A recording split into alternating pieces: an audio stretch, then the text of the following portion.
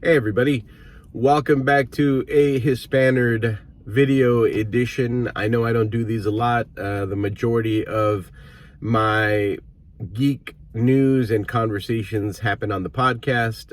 Please go to, you can find it anywhere, Apple, Spotify, Overcast, Amazon Music, wherever you get your fine pods from. That's where you would find a Hispanerd.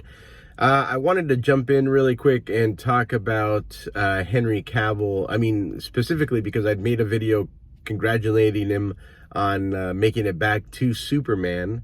And then yesterday, it was reported both by James Gunn and by Henry Cavill that he is not going to be moving forward with the role of Superman, and it's not Henry Cavill's decision. Unfortunately, it is James Gunn's decision, and all of that from what I've read. And here, let me back up really quick and let me say something that I think has been really fantastic, and I will continue to shout this from the rooftops. James Gunn taking over DC, the DC universe, and engaging the way that he has chosen to through Twitter. And I'm not sure if he's spending equal time on other platforms knocking down rumors, but I think it's the right move. I wish people like Kevin Feige and other heads of various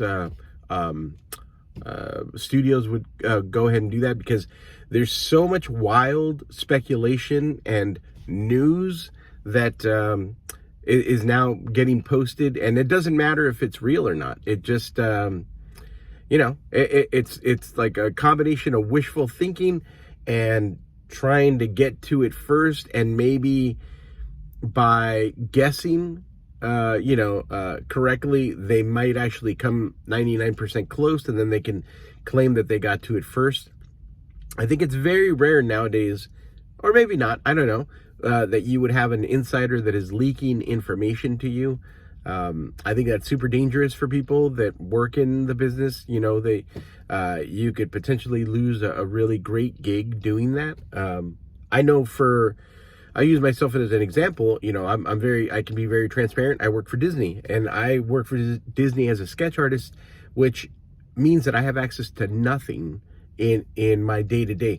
But that doesn't mean that I don't have access to information that is, insider company information. And there would be no incentive or reason ever to put that information out there. I think it steals away from the magic of potentially what's coming, the excitement of what's coming. I love things being slow rolled. And in fact, for a long time, I felt like even a really great trailer gives away too much information. And I would rather have less than more. Give me a synopsis and give me a very short, quick trailer that kind of gives me a little bit of the beats of where something's going, and then just stop there. I don't need to be inundated with so much trailer information that I know the first 5 minutes of the movie. I actually don't want to know any really parts of the movie. So anyway, James Gunn coming out and correcting information and rumors and speculation that people put out, I think is a fantastic thing. I think that more people should do that that are in the know. As for Henry Cavill, I don't see this being the end of Henry Cavill as Superman. I don't know why. I have no reason to believe that. I just have this gut feeling, and I'm not saying that James Gunn and crew are trying to troll, the fans. I think the roadmap, for the next 10 years for the DCU, I think it includes Henry Cavill. I think you give the character, you give the actor enough time to age up a little bit more, and then you've got a Kingdom Come Superman on your hands. And Henry would be, a perfect, perfect age, perfect size, perfect, everything for that. So I don't know. I haven't given out hope.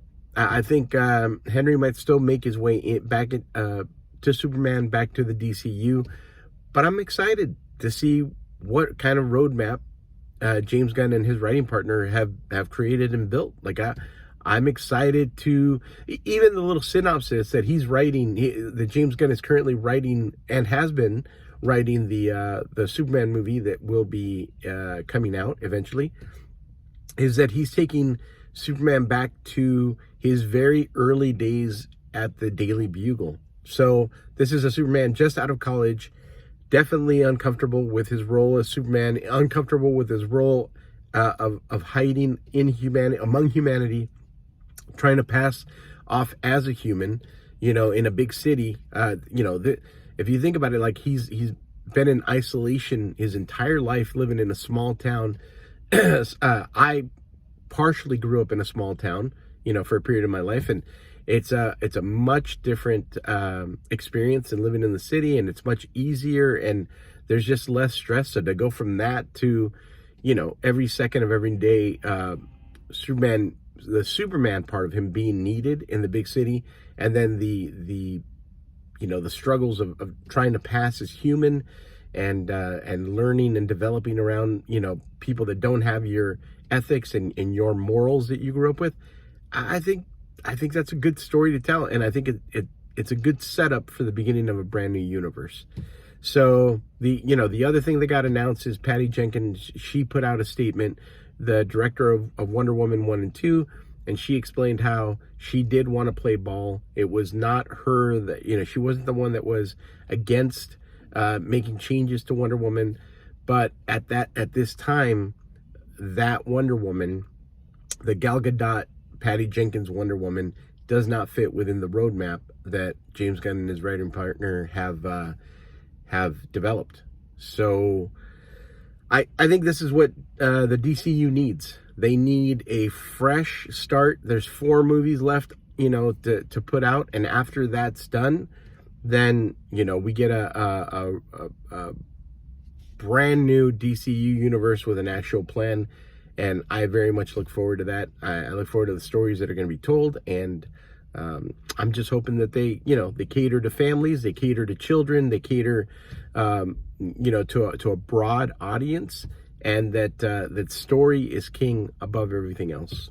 That's my hope. So anyway, thank you guys for watching. Thank you for listening. Please share and subscribe. Push that subscribe button if you can.